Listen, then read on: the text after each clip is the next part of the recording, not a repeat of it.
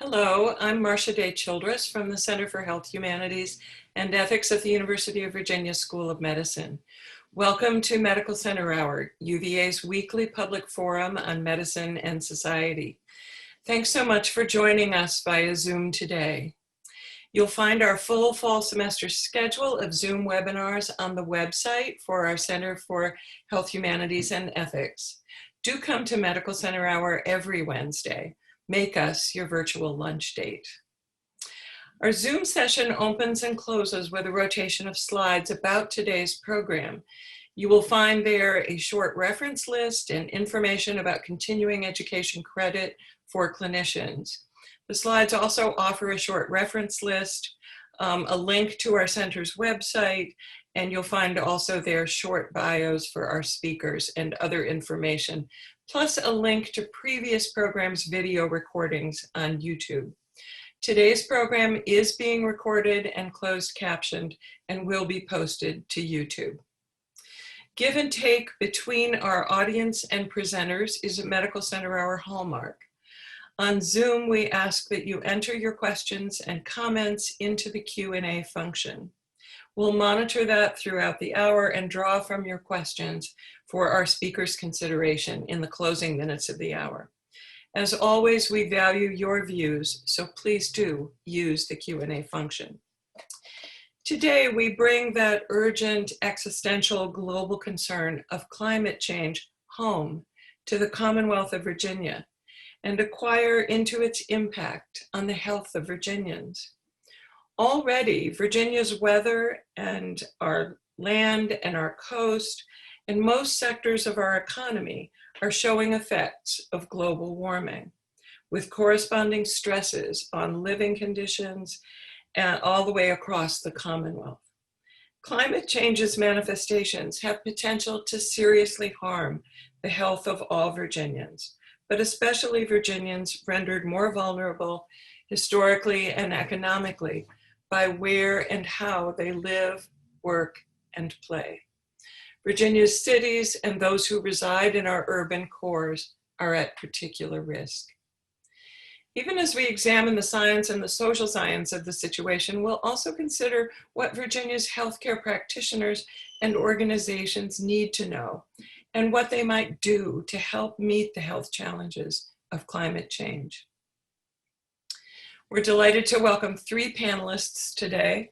First is Dr. Jeremy Hoffman, Chief Scientist at the Science Museum of Virginia in Richmond. He's a geospatial scientist and a paleoclimatologist whose work focuses on Virginia's climate vulnerabilities, including in cities where historical race-based housing policies prevailed. Our second and third panelists represent the medical community and offer snapshots of how practicing clinicians and physicians in training are preparing themselves to care for persons and communities whose health and well-being are threatened by climate change. Dr. Christine James, an internist and allergist who's practiced in the Washington, D.C. metro area and has just relocated to California, is affiliated with health professional advocacy organizations that are focused on climate change and human health. And second-year medical student Lena Bichell leads a student interest group in our medical school that's seeking to integrate the interrelated matters of climate change, race, and health into UVA's medical school curriculum. None of our speakers had financial conflicts of interest to declare. So we'll hear first from Dr. Hoffman, then from Dr. James, then from Ms. Bichell, and then we'll have time for your questions. Welcome. Great, thank you so much for that introduction, Marcia, and thanks everybody for your attention today. I typically give these talks and focus on a whole number of things, and being a faculty member in the School of Government and Public Affairs at Virginia Commonwealth University, I usually get 1.5 hours to 2.5 hours to talk to you about this kinds of stuff. So I'm going to have to focus instead on a couple recent things, including a paper that we published in January, hoping to contextualize what this all means in a broader sense for moving forward with climate resilience work in the future, especially as it deals with the health field. So as Marcia mentioned, you know, I have no you know, financial interests, conflicts of interest here. I just wanted to make sure that you all knew that again. And you know, what's funny is that what I love about the climate impacts on the Commonwealth of Virginia is that it can basically be thought of as 5 emojis. Really, we need to be preparing for a hotter, wetter, sneezier, and wheezier Virginia. And so what does that mean? Well, primarily our heat waves, extreme heat, is getting more extreme. Climate change basically loads the dice for extremes to become more common. In the sense that it relates to extreme heat, is that those things, extreme heat's getting longer, stronger, more frequent, and happening in at weirder times. And then things like wetter, meaning that our most extreme precipitation events have become more extreme. That has cascading effects not only on agriculture, which relies on that precipitation in order to thrive, but also our infrastructure in cities, whereby extreme precipitation events can actually overwhelm the aging infrastructure and actually cause sewage to flow directly into our waterways, which then sets off another cascading impact on things like food and the health of the Chesapeake Bay.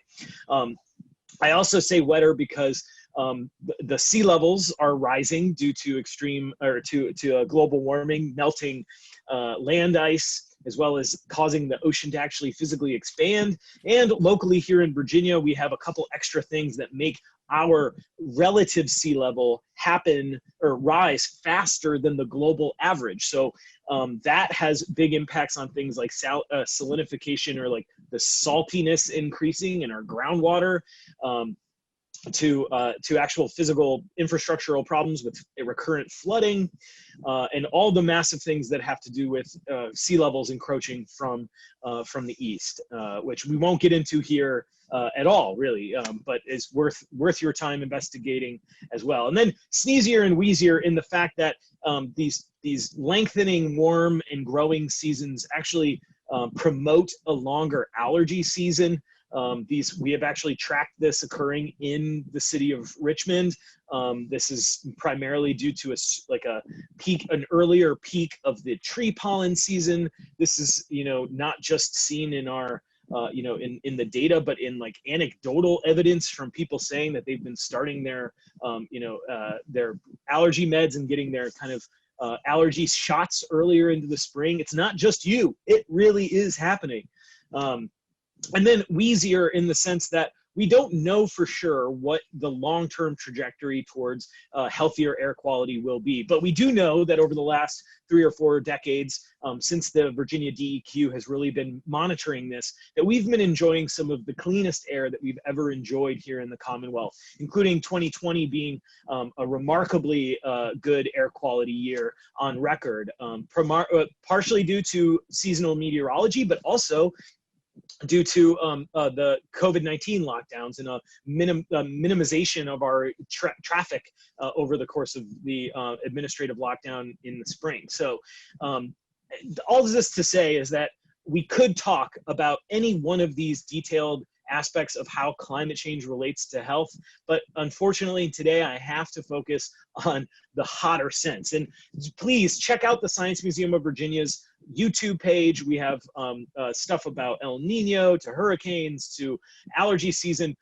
So we have resources for you to investigate that in a very deep way. And other organizations like the Virginia Clinicians for Climate Action have learning sessions and webinars on the internet that are available to you as well. So please deepen your understanding, question your world, and use science to enrich your life, especially climate science. So, okay, let's dive into the hotter thing. These are a bunch of bar graphs. I'm not going to go through each one. Instead, I'm going to summarize it with that heat waves, as I said before, are longer, stronger, more frequent, and happening at weirder times. What do I mean by weirder times? Well, instead of it just being constrained to the time that we would consider summer, like meteorological summer, June, July, August, that season is kind of fattening out into the edges of spring and fall, actually allowing for heat waves to occur longer into the fall, like right now, and happening earlier in the spring in times that they wouldn't otherwise, like April and May, when people might not be ready for those extreme heat waves as far as like their adaptive capacity goes. And we'll get into more in that in detail. And why is this worrisome? Well, we know that due to long-term climate change, we could see as many as 20 to 30 more days over 95 degrees Fahrenheit in Richmond. By the end of the century, the climate of a city like Roanoke could be more like a city in Alabama. These are very different climate types than what we currently experience. And if those have already gotten worse, this just shows that we need to be preparing for that potential future. Good thing about this is that we've already seen our energy use and emissions tend to be on the way down, but that, as we all know, is kind of dependent on the leadership of both the federal government and, thankfully, here in the state of Virginia, we've just recently passed the Virginia Clean Economy Act and have been working on how to drastically reduce our greenhouse gas emissions, our contribution to this global signal. But again, well, so it's going to be hotter. Why does that matter? Well, heat is the deadliest weather-related hazard of the last few decades. It kills more people than the kind of more charismatic weather events like flooding and tornadoes and hurricanes, in some cases combined.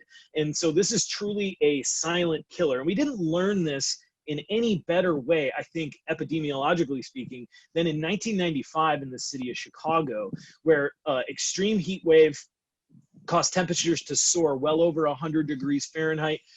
Apparent temperatures, or the heat index, well up into the 110s, 120 degrees, as much as in certain parts of the city. And that was accompanied by a significant mortality event, with as much as 750, 800 people being, and deaths being directly attributed to heat-related illnesses. And I think, graphs like this don't do enough to describe the anguish that was truly felt by particular neighborhoods in the city of Chicago during this event. Eric Kleinenberg, who wrote a very spectacular book called Heat Wave, and then a subsequent movie has been made called Cooked: Survival by Zip Code, dissects this natural disaster, or maybe someone call unnatural disaster, from a sociological perspective, showing that elderly communities of color in the city of Chicago were disproportionately impacted by the extreme heat wave, underscoring decades of underinvestment in particular neighborhoods, which shine a light on the discussion that we're going to have later in this talk. But I became somewhat interested in this because at this exact same moment as this picture being taken, my family was having a yard party only a few miles away in the suburbs, where we had a slip and slide, air conditioning. I remember eating like push pops, totally white middle class privileged upbringing that completely isolated me from the negative impacts of this heat wave. And I think it's really important for us to acknowledge that, our experience might not really inform what the reaction to extreme heat might be in particular neighborhoods. So I like to acknowledge the fact that I was very fortunate to never have experienced this kind of personal anguish, and my family was completely and totally isolated from its impacts by and large. But let's get into some data about Virginia. We know that it gets hot, and so along the bottom axis here, we're going to go from 60 to 120 degrees Fahrenheit on the apparent temperature scale. That's including the effects of humidity on air temperature. And then up on this is the relative percentage of all emergency department and urgent care center visits for heat-related illnesses during the summer months of 2014 to 2017, okay? So up on this just means more people presenting to an emergency department or urgent care center for some sort of heat-related illness. This is from the Essence data from Virginia Department of Health. And perhaps unsurprisingly, this has a dog leg shape. It's in what's known as nonlinear. It's opposite from a linear relationship, which would mean for every incremental increase in temperature, we have the same increase in the number of people getting sick. That's not the case. As it gets warmer, more and more people get sick. So in fact, in July 2019 alone, we had over 1,000 Virginians seeking medical attention for heat-related illnesses. But what's missing from this discussion is the context of when it's happening in time, where it's happening in place, and to whom. So let's deepen our understanding of what those data really mean. Working with the Richmond Ambulance Authority and now in an ongoing relationship with the Office of Emergency Medical Services, we've been looking into heat-related illness responses for ambulances in the city of Richmond. And so this is data from 2014 to 2017, again, over the time period May to September. Perhaps unsurprisingly, well, up on this graph is going to be more heat-related illness responses. Maybe to you, it won't be surprising that July, our hottest month climatologically, has the highest burden of heat-related illness responses by the ambulances. Interestingly, June 2015 was an exceptionally hot June, and August 2016 was an exceptionally hot August. So it seems like we actually respond to this on a month-by-month basis. What I find really interesting is to look at during the day, when does the highest burden occur? Because that tells us a little bit about what types of interventions we might put forward as to keep people safe during those same time periods. So along the bottom here is the time of day from midnight to midnight, with the middle of the day, a morning 10 a.m. being here in the middle. And then up on this is more heat-related illness responses. Unsurprisingly to me as a climatologist, during the hottest part of the day, traditionally somewhere between 3 and 4 p.m., that's when we see the highest burden in heat-related illness responses. And so we might say whatever we choose to do as far as interventions might strategically target maybe outdoor activities that might be occurring during this particular time period. Now, we know that heat doesn't express itself the same way everywhere. In fact, we've known about this for over 100 years based on observations from the city of London. Now, think to yourself, if we were to fly into this picture, our Zoom bus became the magic school bus, and we flew into this picture, and you were given a scavenger hunt to find the hottest place to the touch. Think to yourself in your head where you would go to find the warmest place to the touch. Now, maybe that was an easy exercise for you and you have an idea pop to your head right away. Well, what about on the opposite side of that? Where would you go to the coolest spot to the touch? Think in your head. And you didn't get the chief scientist from the Science Museum of Virginia on a Zoom call without being expected to do a little bit of science. So we all have now formed hypotheses in our head, and we can actually test them using scientific tools. Specifically for urban heat and the expression of heat in an urban landscape, we can use a thermal camera that's actually seeing the energy coming back off of these different surfaces to explain how we see temperature vary across an urban environment. Now, the warmer temperatures here are the brighter colors. So this might not surprise you that the dark asphalt is the hottest surface to the touch. Those surfaces, like the things that we built all of our cities out of, those absorb more of the sun's energy throughout the day and into the evening, and then re-emit it back into the air as heat throughout the afternoon and into the night. So that's partially driving what you're seeing here, the color and the density and the heat capacity of those surfaces. And then on the opposite side, the coolest space is under those trees, especially that big mature oak tree. Turns out that preserving our mature giant canopy trees is one of the best natural air conditioners that we can provide for our city. So everything in between those two extremes is really important though as well. From the non-native grasses here that are about as hot as the sidewalk to the native Virginia plants that are tapping into water reserves much further down using their deep tap roots to remain able to evapotranspire. This might tell us something about how we can even do landscape design in new parks, in new buildings, around libraries. The amount of information that we can glean from just this one picture is immense. But when we start to zoom out, so think to yourself, if we were gonna take this image and fly up, kind of, squeeze the image in Google Maps and hover over our cities, do we do more of the bright colored stuff or the cool colored stuff? You think about what the land uses of our cities look like. It might not surprise you that a map of urban regions basically is the urban heat island map of the United States. The ubiquity of those structures, those human built surfaces, amplifies urban temperatures relative to their nearby outlying rural areas.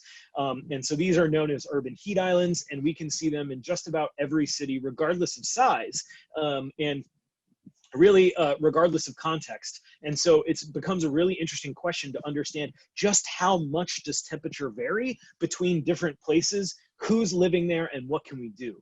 So in order to investigate this, I've been working with Vivek Chandas from Portland State University for the last several years on these questions.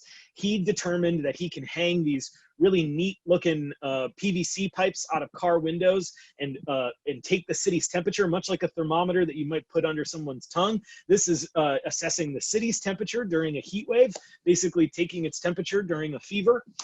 And what we can do is match up the observations of these temperatures around the city all during a heat wave, and then locations from the car itself using a GPS unit.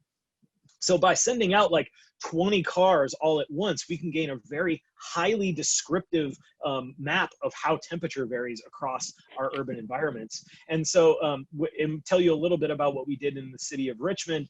We worked in a kind of coalition style community science initiative, which recruited help from the city of Richmond's RVA Green 2050 plan, which I haven't updated now. Kendra Norell is part of this organization as well, but go to rvagreen2050.com and take a look at what we're doing here locally to not only mitigate our emissions of heat-trapping gases, but actually prepare our communities equitably for the impacts of climate change here in the city of Richmond. Then on the flip side of that, we have Groundwork RVA, which is a community workforce skills development nonprofit for teens from Richmond Public Schools.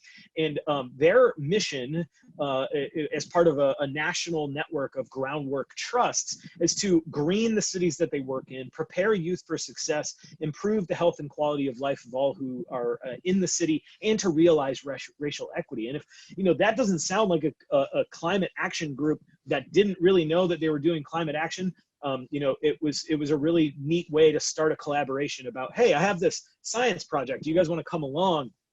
And so by including this nonprofit in the design of the work and the methodology, this has deepened the role that data then plays in the communities that we are seeking to serve the most. And it works both ways in that the data that are collected by the individuals from these nonprofits are more, for lack of a better word, believable to the people that are using it, the policy people up in the city level. And we can all come to the table talking about the same data at the same time. And so what did we find? Well, we had to go out during a heat wave. So we waited until July 13th, 2017. It was one of those days that just feels like you're walking around inside someone else's mouth. If you breathe out on your hand, that feeling is what it felt like outside, well over 100 degrees for several hours during the day.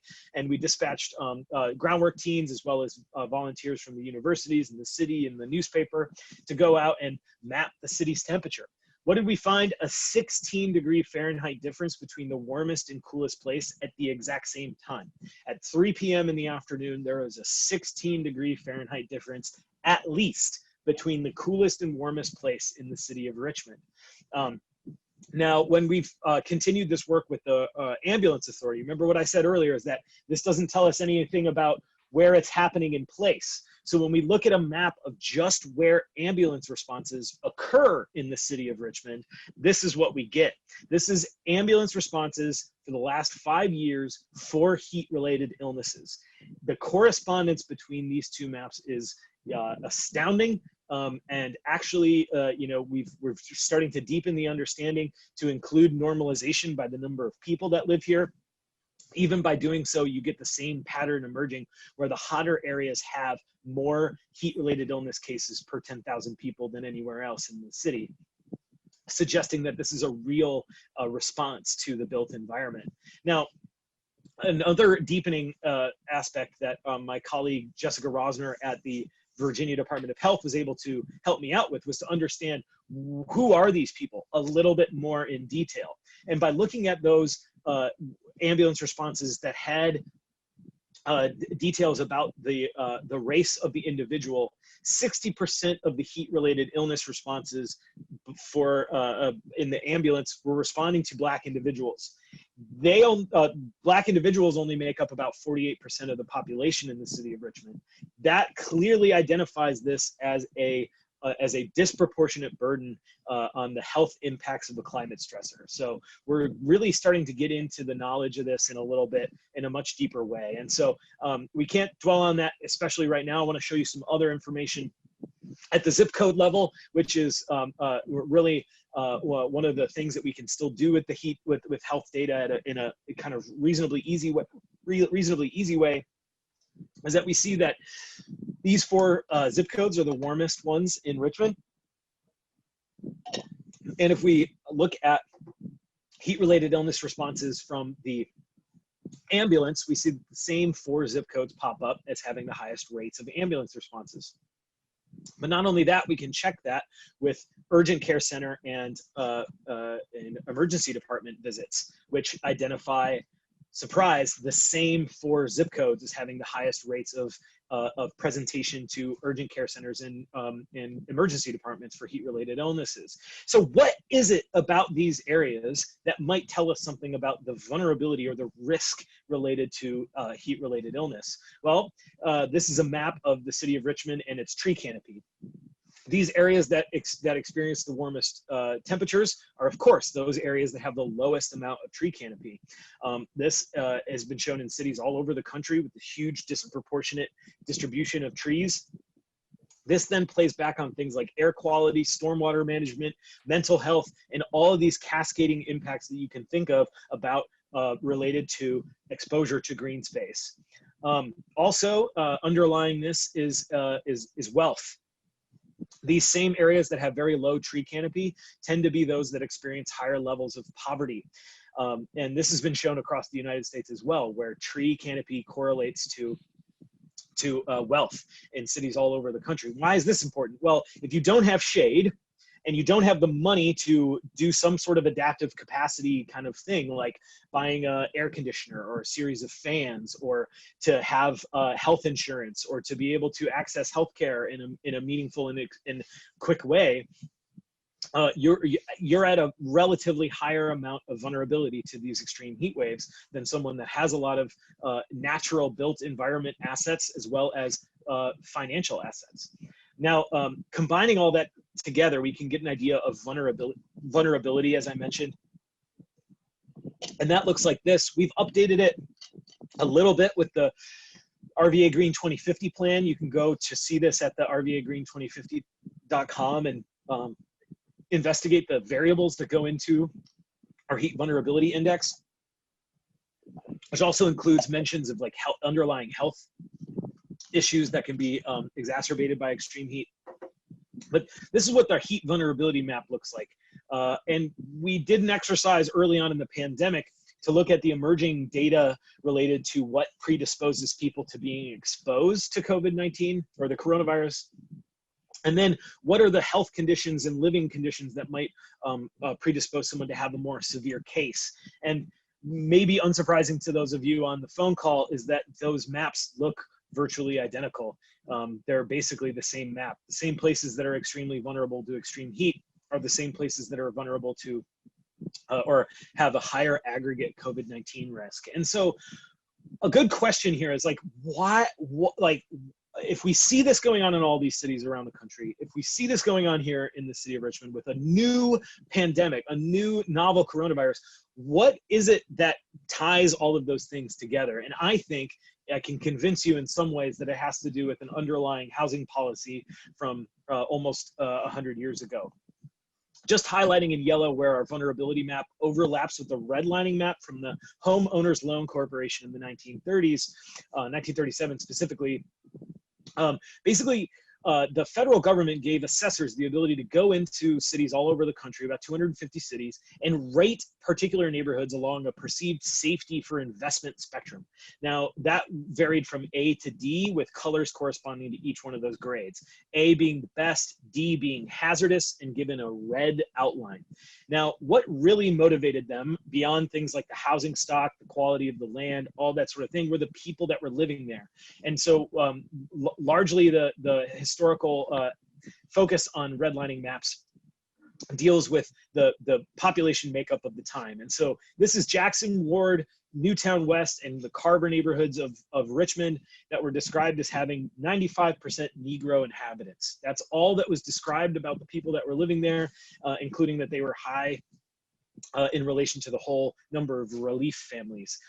And so you might ask, well, what did they describe the other rating of neighborhood? Well, the Green Line neighborhoods in Richmond were referred to as having the best people in them. We know now that this actually means white and wealthy individuals. And redlining didn't just mean communities of color. It was also related to immigrant communities, Jewish communities, and really anyone that wasn't like a naturalized American white community. And so I invite you to go to the Mapping Inequality website. It's the Digital Scholarship Lab at the University of Richmond, and investigate this for yourself, because you can read what they said about these places and come to your own conclusion about what the real motivation of redlining was. Our work was presented recently in the New York Times, including a very deep dive and interviews with particular people in the city of Richmond. Go check it out. It was in August 24th. It was on the front page, which is really, really amazing. But basically, when you take out just the redlining areas and look at their built environment, we see a pattern emerge where formerly redlined neighborhoods, excuse me, I got a bout of the hiccups, are dominated by these paved dark surfaces, very limited tree cover, and then suffer warmer temperatures.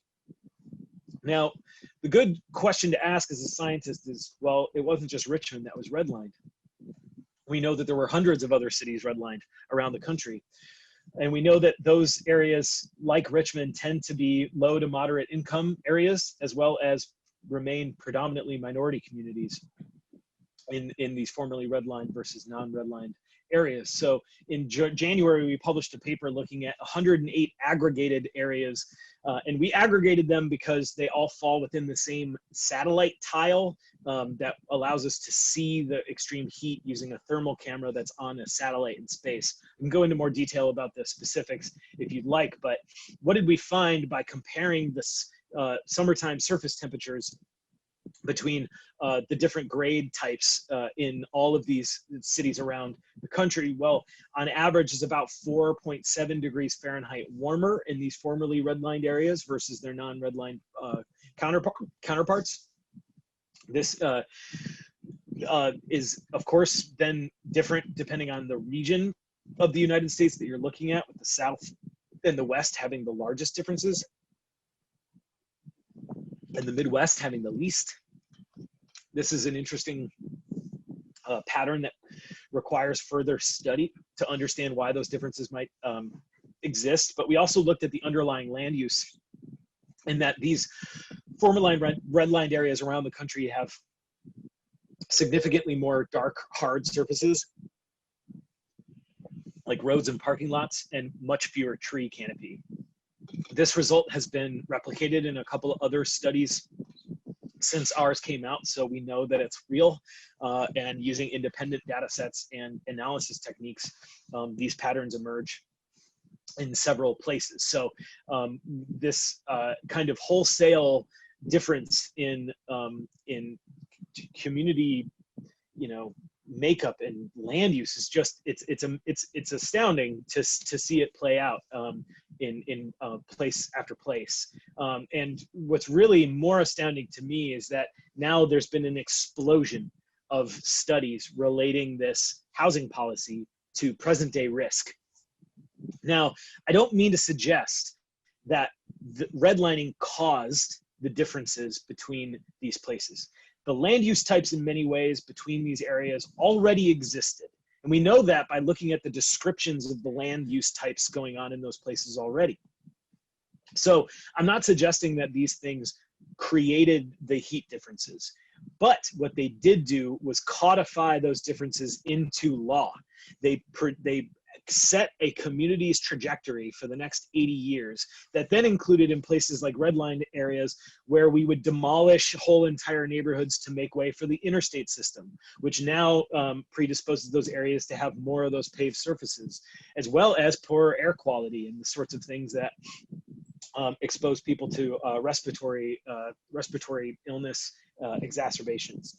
And then really and at the same time, the formerly green-lined areas experienced very little of that change through time because those areas remained in power with privilege and wealth. So they could decide much more the trajectory of their neighborhood relative to the formerly redlined areas. So I don't mean to suggest, again, that redlining caused these differences. However, I do think that it set a trajectory which then created this widening gap that was codified into law.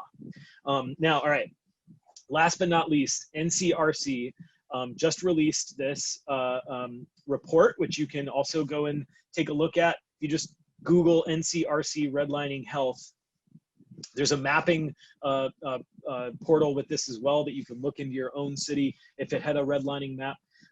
And take a look. But basically the take-home point is that formerly redlined areas today experience not only hotter heat waves, which is what I hope I've convinced you of this afternoon, but also higher rates of poverty, higher social vulnerability as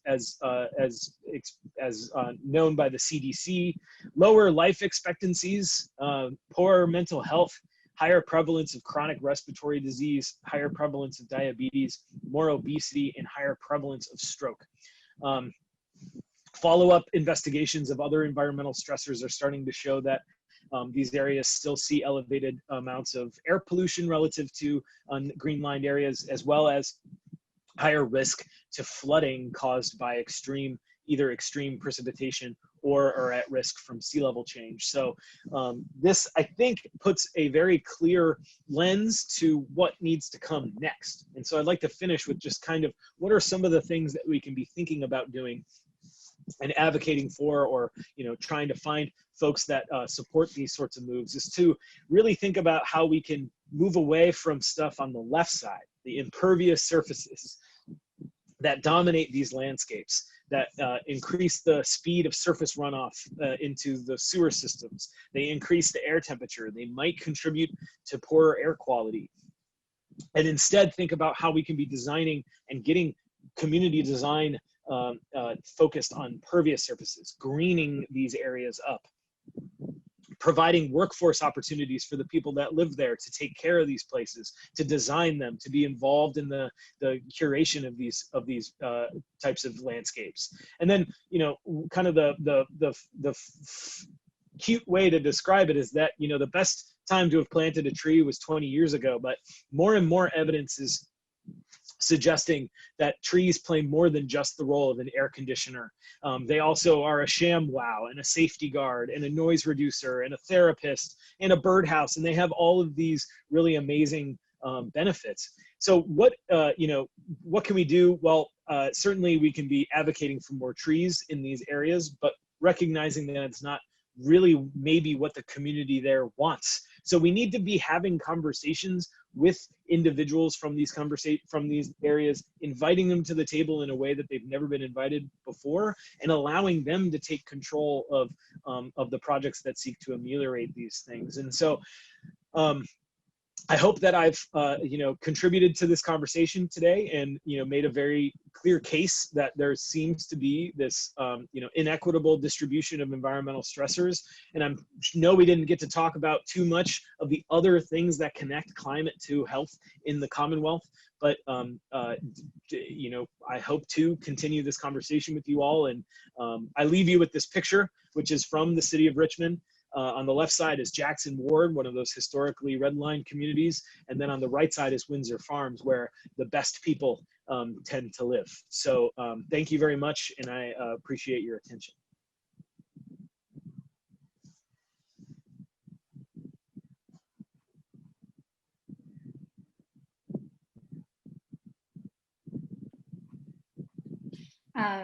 Thank you so much, Jeremy, for that for that presentation. I mean, it kind of just ties into what I believe we should be doing as physicians, which is, so much of this is about educating ourselves. My own journey into the climate change movement really started in fellowship when I was doing a field research project looking at the connections between traffic-related airborne pollution and children living near these highways. And part of that research required me to go into their homes and see what they were exposed to. And I think that that was really my first time understanding how much of the information we need to obtain from our patients goes beyond any sort of signs and symptoms, because you see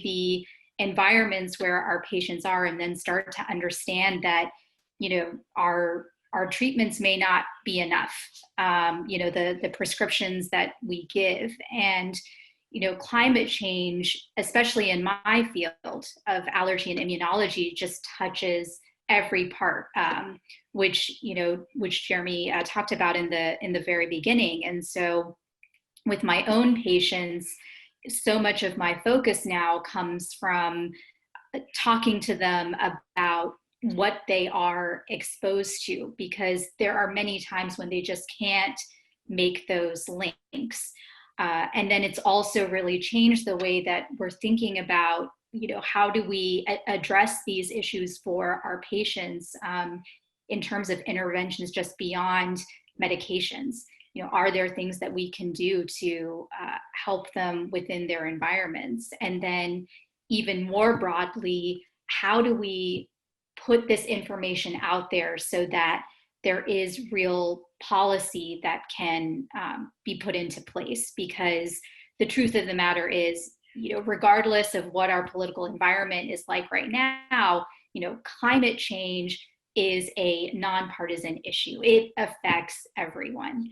And, one of the ways that you can really do that is by joining organizations like Virginia Clinicians for Climate Action. I was lucky enough to connect with Dr. Homan Way, who's an internist in Virginia, and he's also the clerkship director for the new internal medicine rotation at UVA Innova. And he's also heading up the education initiatives in terms of trying to promote medical school education to involve more climate change and health. Through my connection with him, I started doing more advocacy work, such as writing op-eds, listening to webinars, and giving some talks myself. I think that there's I think there's some hesitation on our part sometimes as clinicians, because you feel like you have to be an expert right from the start, and that's not necessarily true. You can gain that expertise over time, and many of us who are in the healthcare field already have some background. You have some very valuable knowledge to share. So what I would really encourage all of you to do, whoever is listening in, if you have any sort of interest, you have a role to play. So connect with organizations like VCCA, or if you have colleagues in other states, there are a ton of organizations like this. And, start to not only have these conversations with your patients, but then also with your colleagues and just your greater community, because our voices are really important and very much needed.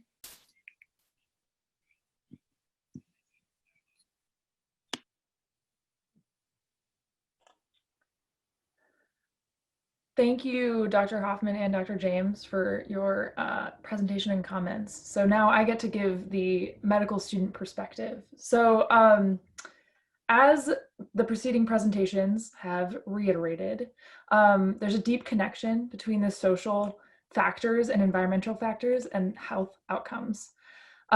These inequities have become ever more visible in the current pandemic era, with wide COVID outcome disparities falling along racial lines. It's a frightening triad of racism, climate exposures, and COVID that has been framed by the Union of Concerned Scientists as a syndemic, disproportionately harming communities of color.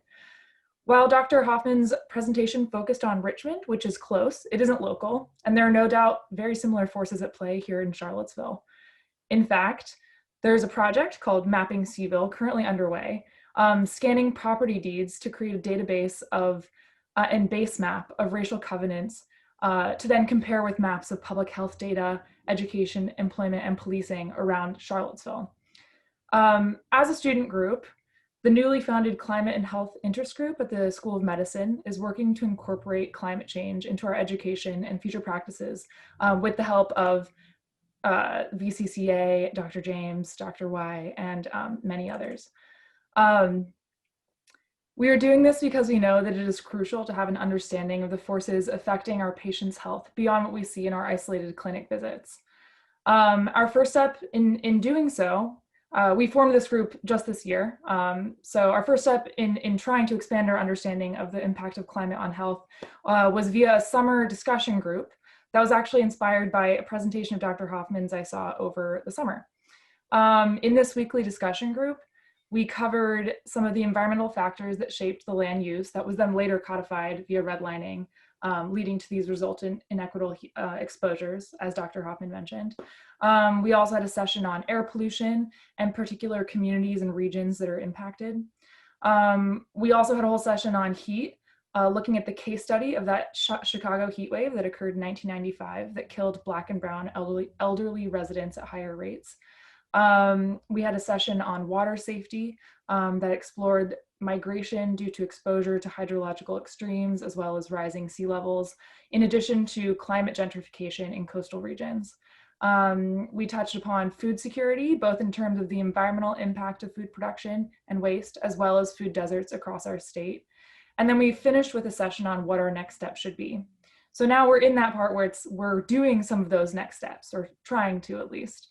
So our current efforts include working towards an elective on climate change and health in our curriculum, again, alongside some of the speakers here and VCCA.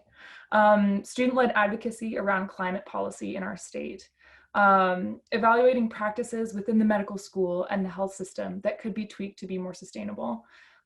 Establishing community partnerships in and around the Charlottesville area. And then pursuing further efforts around environmental justice. Clearly that's very important based on what we've learned today. So as burgeoning clinicians, we recognize it is important for us to consider how we can use our positions of privilege and trust to confront these issues beyond simply our educations, to include lifelong advocacy, community engagement, and research. So it's wonderful to have mentors and figures whose footsteps we can follow, such as Dr. James. Ultimately, as has been said about the COVID virus, climate change does not discriminate, but policies do. And it is our responsibility to move forward, empowered with knowledge to fight against these discriminatory policies, both historical and present, to work towards equitable health for all of our future patients. Thank you. Thank you to all three panelists. We have a generous amount of time for questions and discussion. We've gotten one question so far, which I will direct to Jeremy, but I'll encourage others to submit questions, and in the conversation that follows, if there are ways that you know, if Christine or Lena wishes to offer a comment as well, you're certainly welcome to do so. So our first question has to do with a possible practical intervention along the lines of Jeremy's closing slides that involved greening of certain spaces. So the questioner asks about the question about suburban lawns. We saw a lot of suburban lawn space in the Windsor Farms photograph, for instance, but suburban lawns in places like golf courses. Could the grass in these areas, which are often, I guess, not native plants, could those grasses be replaced with either quote unquote better grasses, I guess more environmentally appropriate grasses, or in other indigenous plants? And what difference would that make? And would you foresee, this is adding a bit to the questioner's inquiry, but would you see policy possibilities for encouraging such interventions? Yeah, that's a great, that's actually a really interesting curiosity, because really any, non-native plant, it's a broad brush answer to say any non-native plant, typically isn't doing as much as a native plant could be doing for one reason or another, whether that's through supporting biodiversity, things like native pollinators and native animals and things like that, to sequestering more carbon or less carbon. So if we are actually thinking about using green infrastructure not only as a way to like absorb stormwater or mitigate temperatures, but these native plants, because they have such much more biomass that exists underneath the surface of the ground surface, then they actually are more of a carbon bank than these non-native European grasses.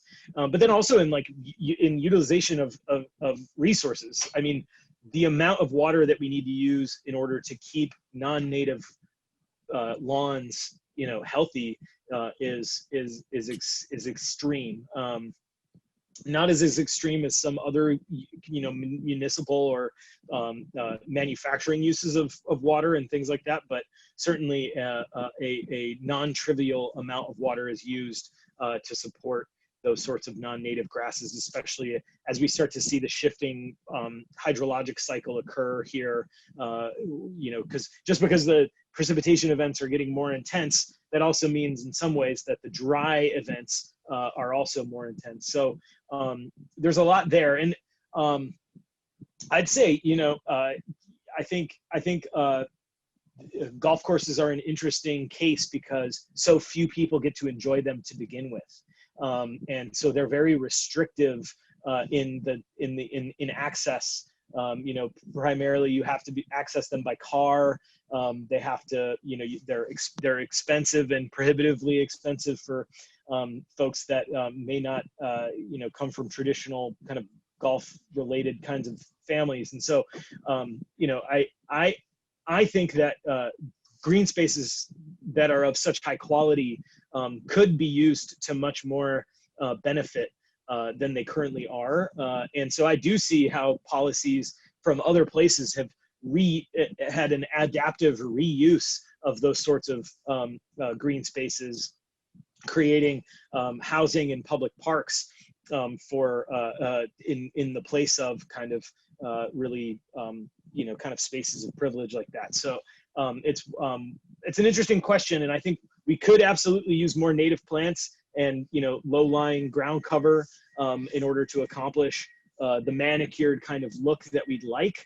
But ecosystem beneficially speaking, there are a lot of other things that we could do that get us closer to our sustainability goals than simply switching from one type of grass to another. So I know there was a lot of answer in one question, but that you touched on something that's a really important question, is what are we using these large green spaces for, and how do we maximize the societal benefit from those?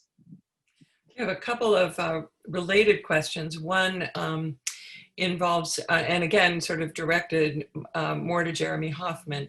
What would interventions in areas that experience greater urban heat intensity, the heat island effect, what would interventions look like, say, in an area like the Jackson Ward?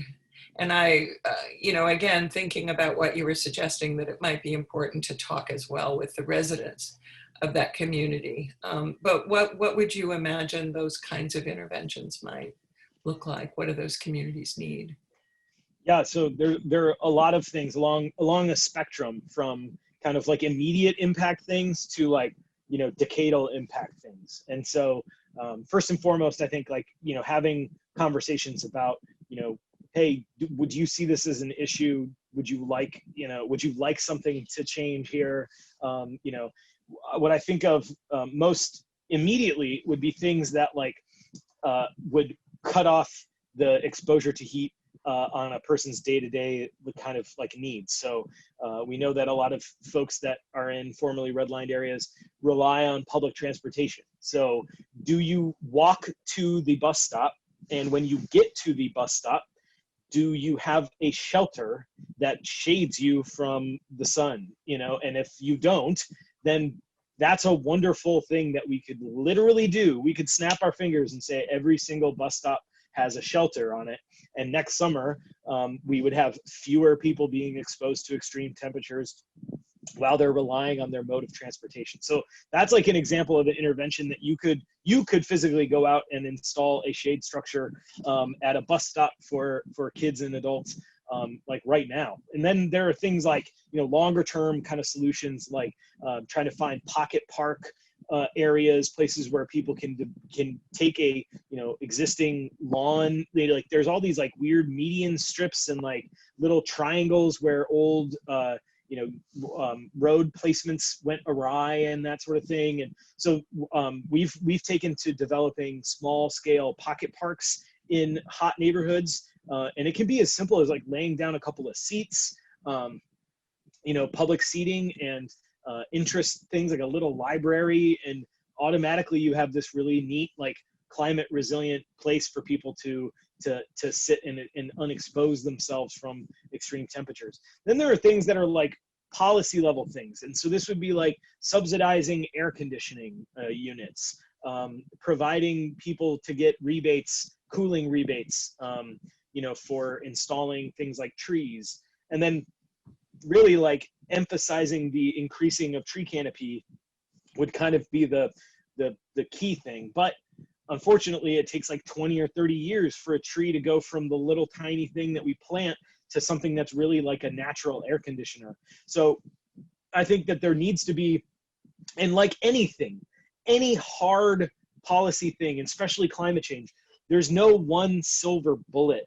It's more like you have to have silver buckshot and you have to do a little bit of everything to get to where we want to be. And so I think of it as a spectrum of like things that we could literally snap our fingers and go out and do today, to the things that would be more like, you know, long-term built environment things. Now, there are some other aspects related to public health interventions that might be a little bit different. And I would love to hear from my other panelists about like what specific health-related interventions might look like.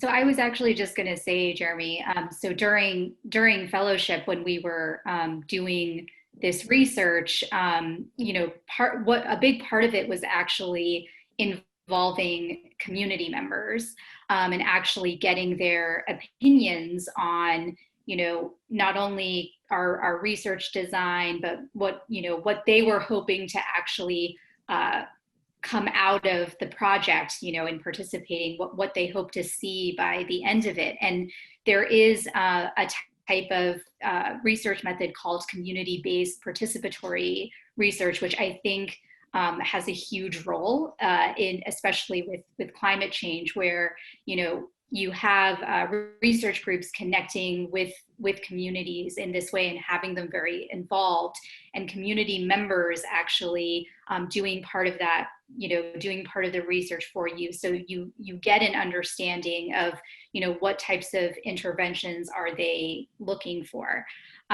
So, you know, for example, with our project, you know, we were very focused on the idea of, you know, why don't we just, you know, let's see if we can, you know, try to get HEPA filters, you know, for these homes. But then a number of the participants, as well as our advisors, were saying, you know, that very thing, the idea of, you know, we want to focus actually on air conditioning, because, you know, we have gas stoves in our housing units, and it creates a lot of heat for us, and we don't have a good way of countering that, you know.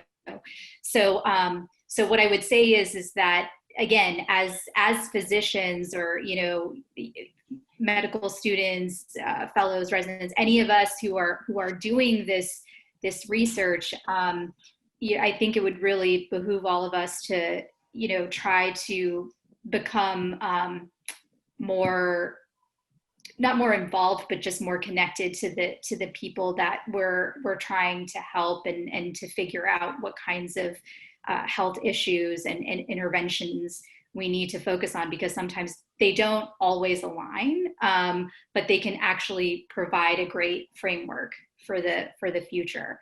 And then again, when you do get that information over time, it does help as well with enacting policy, which they're actually doing within some parts of Cincinnati based on some of the research results that we have. So.